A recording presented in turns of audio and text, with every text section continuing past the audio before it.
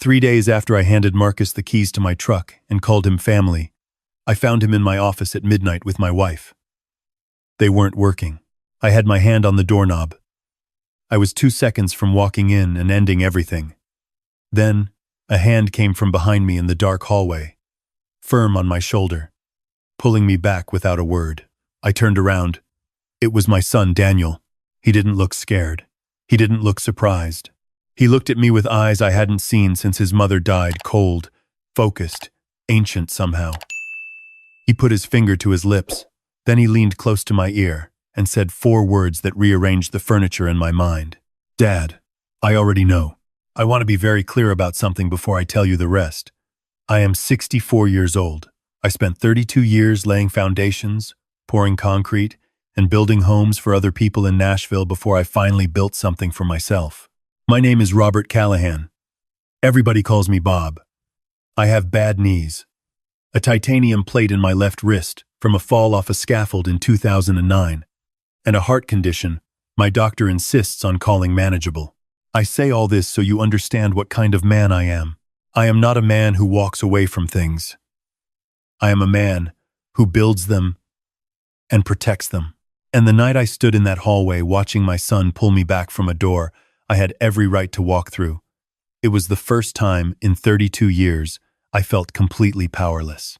Because it wasn't just my wife in that office. It was 8 years of my life.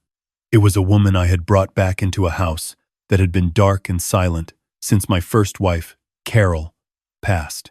It was the woman I had introduced to my clients, my crew, my son, and my grandchildren. It was the woman who sat in the front pew at my church and squeezed my hand during the sermon and made me believe I hadn't made a mistake letting someone close again. I stood in that hallway and felt every single one of those 8 years turn to smoke. Daniel steered me gently by the arm toward the back staircase.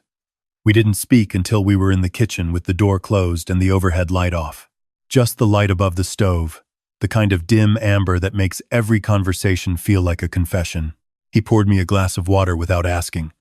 I set it on the counter without drinking it. How long have you known? I asked. He pulled out a chair and sat down. He didn't look at me right away. He looked at his hands. 4 months. I did the math quickly and felt sick. 4 months ago, we had a family barbecue in the backyard. I had a photograph on my phone from that day. Me, Daniel, his wife Karen, the grandkids, and Diane standing in a row in front of my grill.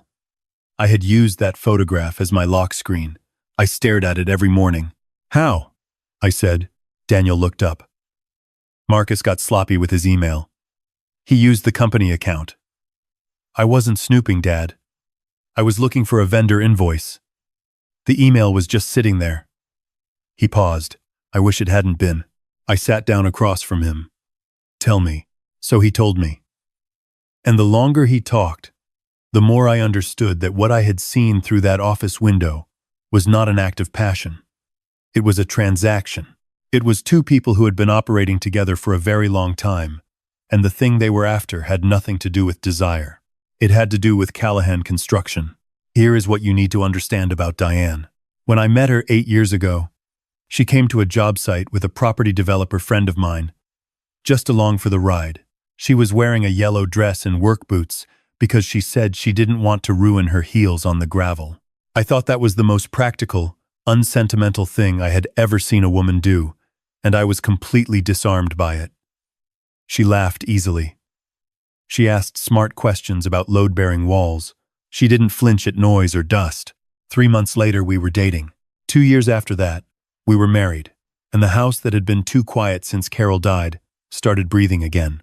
What I didn't know, what I had no way of knowing, was that the yellow dress and the work boots were a costume, that Diane had done her homework, that she knew exactly what Callahan Construction was worth before she ever set foot on that gravel.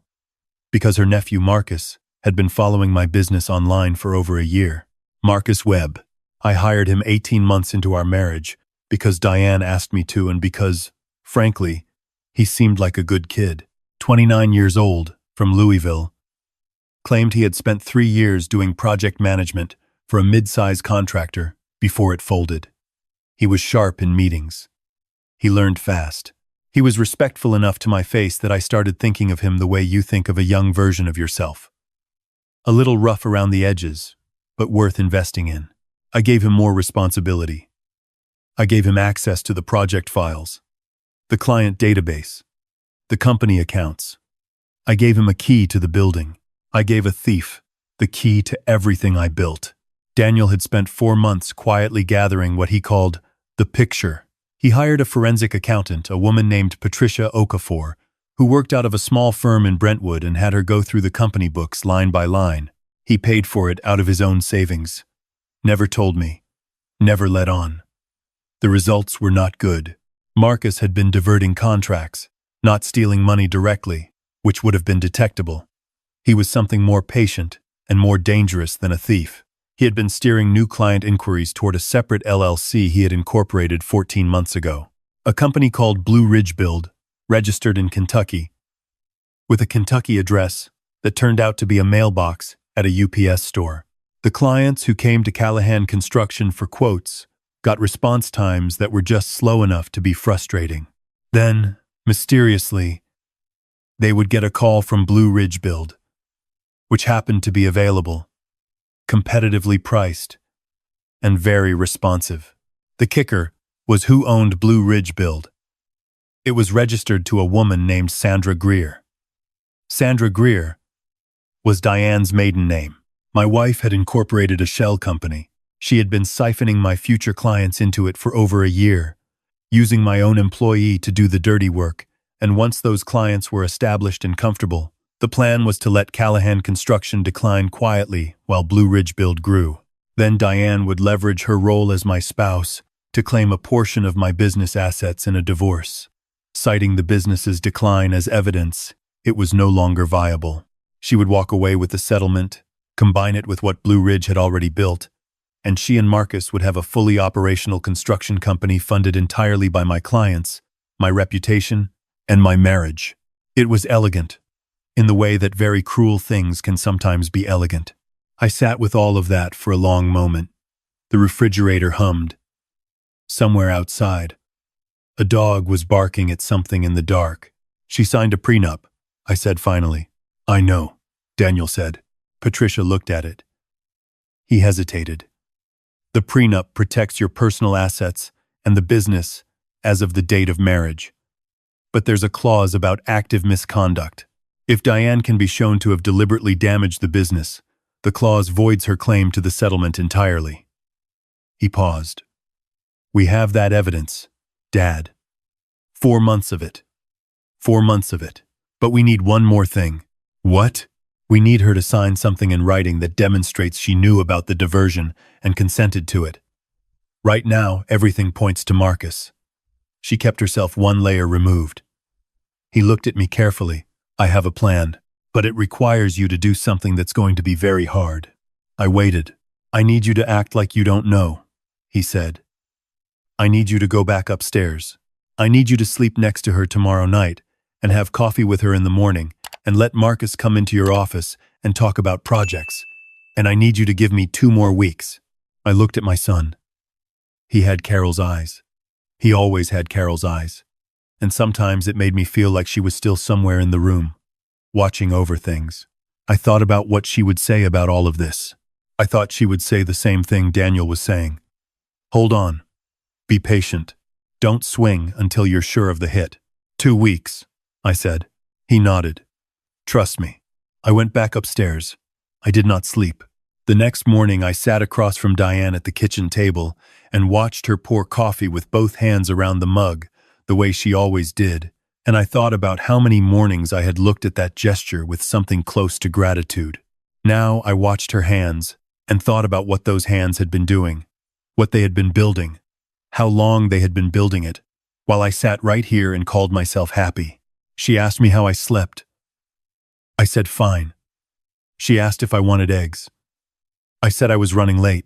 She kissed me on the cheek as I stood to leave, and I did not flinch, which was perhaps the finest acting performance of my 64 years on this earth. At the office, Marcus was already at his desk. He looked up when I came in and gave me the easy grin I had once found charming. Morning, Bob, Ortega Project called. They want to push the site meeting to Thursday. That's fine, I said. Move it. I sat at my desk. I opened my email. I went through the motions of a man who suspects nothing. And the whole time I was studying him, the way he moved around my office like a man who already considered it his, the casual way he helped himself to coffee from my machine, the slight shift in his posture when he was on the phone with clients I didn't recognize, clients who were not in my database. Those were Blue Ridge clients. He was maintaining Blue Ridge from inside my building, on my time, with a smile on his face. I went home that evening and ate dinner with Diane and said the same 3 things I always said about the food, the weather, and the news. And she said the same 3 things she always said back, and it was the most surreal meal of my life. That went on for 10 days. On the 11th day, Daniel called me at noon. Patricia finished the second pass. He said, "We have what we need. Can you meet me at Lena's tonight at 7? Lena's was a diner out on Highway 70, where I used to take Daniel for pancakes when he was small. It felt right. Patricia Okafor was already in the booth when we arrived. She was a compact woman in her 50s with reading glasses on a chain around her neck and the kind of methodical calm that comes from years of finding things people tried very hard to hide. She spread 3 folders on the table and walked me through them the way you walk someone through a diagnosis. Matter of fact. Thorough. No softening of the corners. The short version was this. In 14 months, 17 contracts that should have been Callahan Constructions had been diverted to Blue Ridge Build, representing approximately $1.3 million in revenue that should have been mine. Additionally, Marcus had been accessing my client database and flagging high-value contacts, which Patricia believed he intended to migrate to Blue Ridge in a second phase once the shell company had enough reputation to absorb them. The company was registered to Sandra Greer, Diane's maiden name.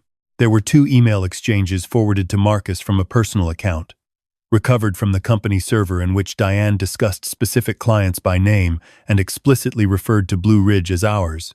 That was the evidence of her knowledge and consent. That was what Daniel had been waiting for. The plan, Daniel said, pulling out a folder of his own, is this.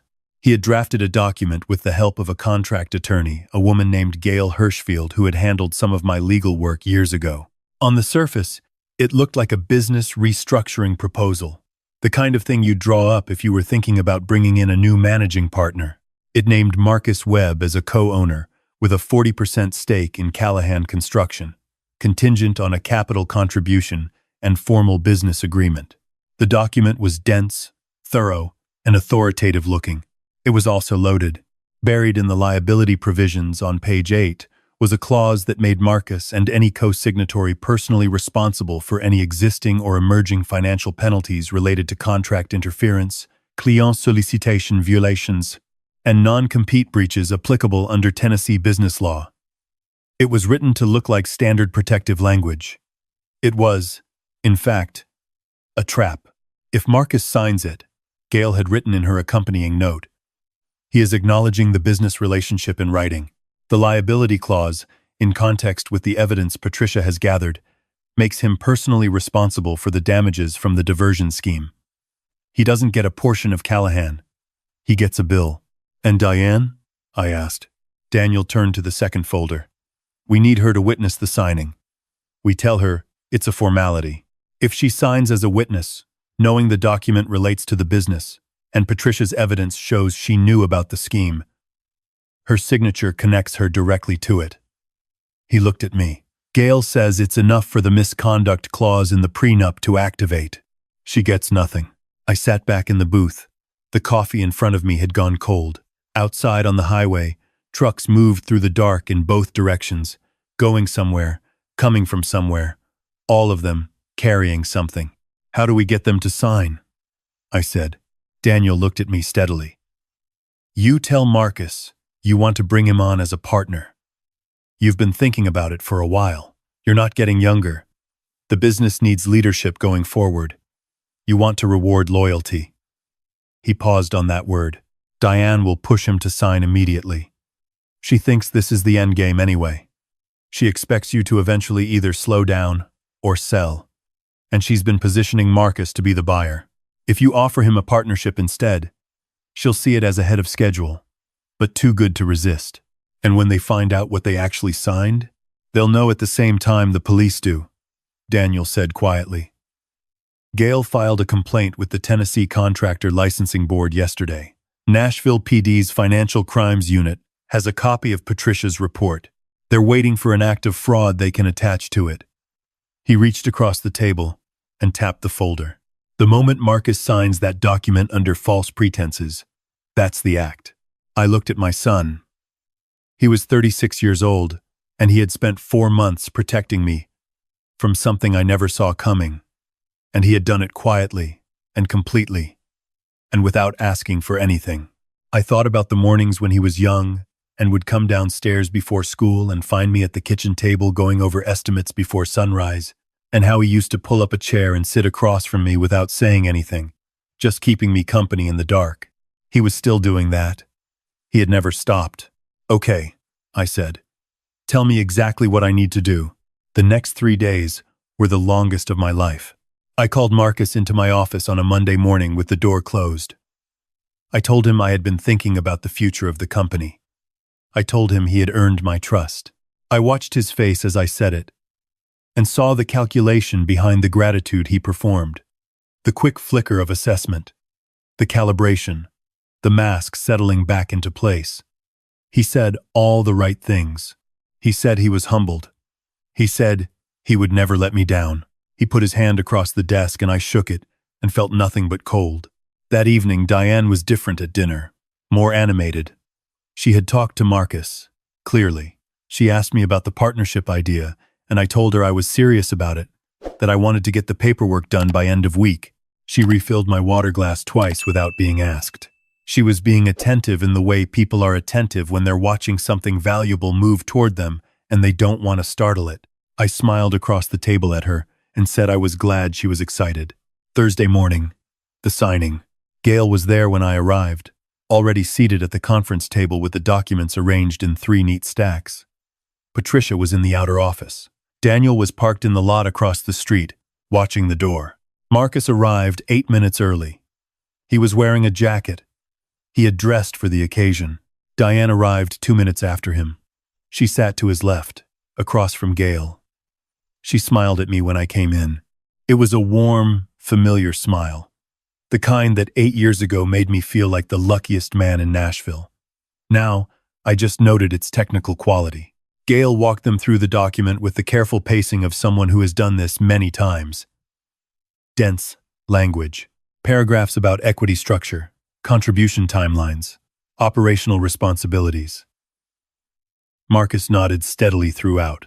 Diane asked 2 questions, both about the settlement provisions should the partnership ever be dissolved, which told me exactly where her attention was.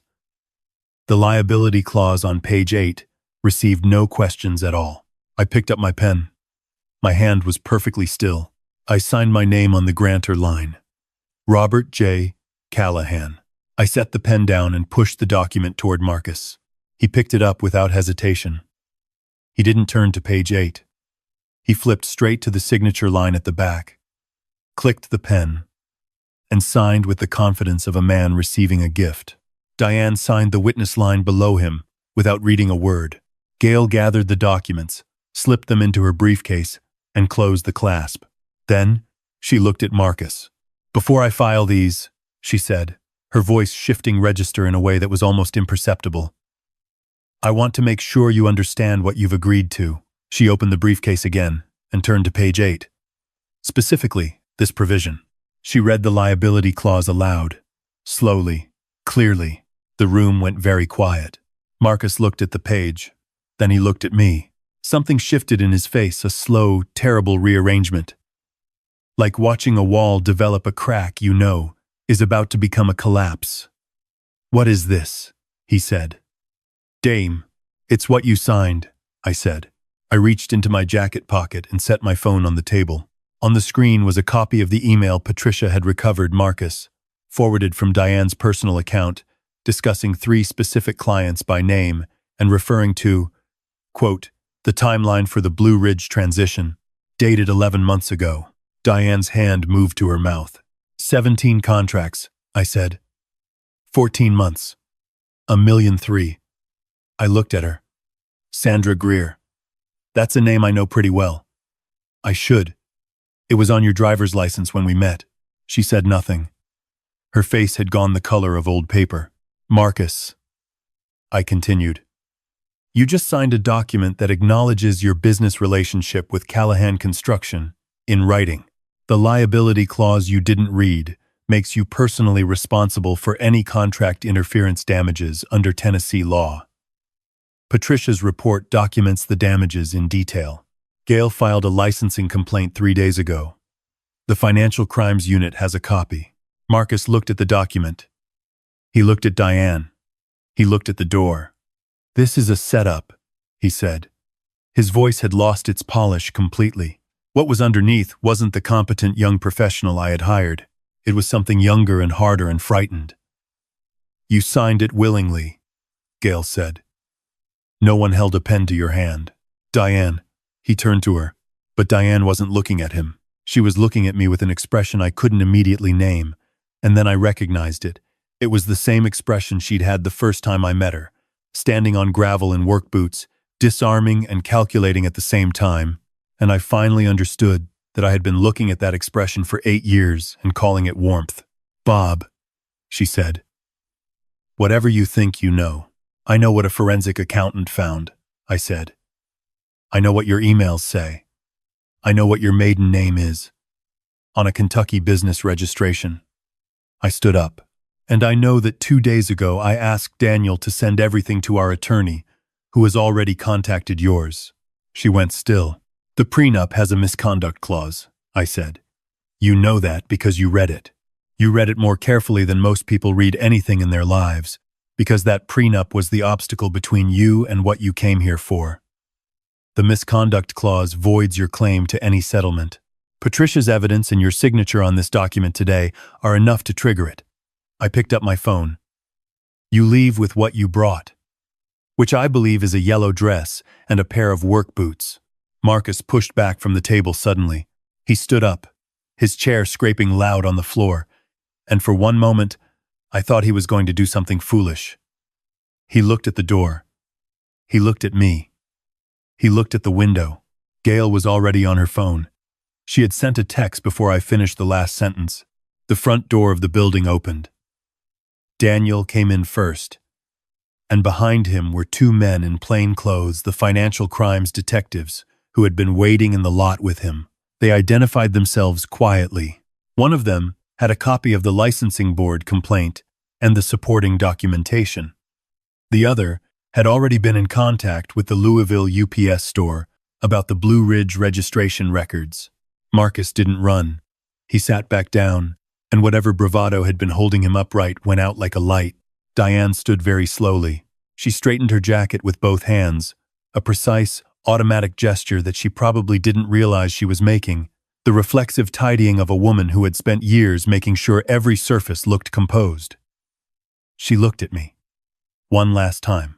I did care about you, she said. Early on. I want you to know that. I held her gaze. I believe you had a plan from the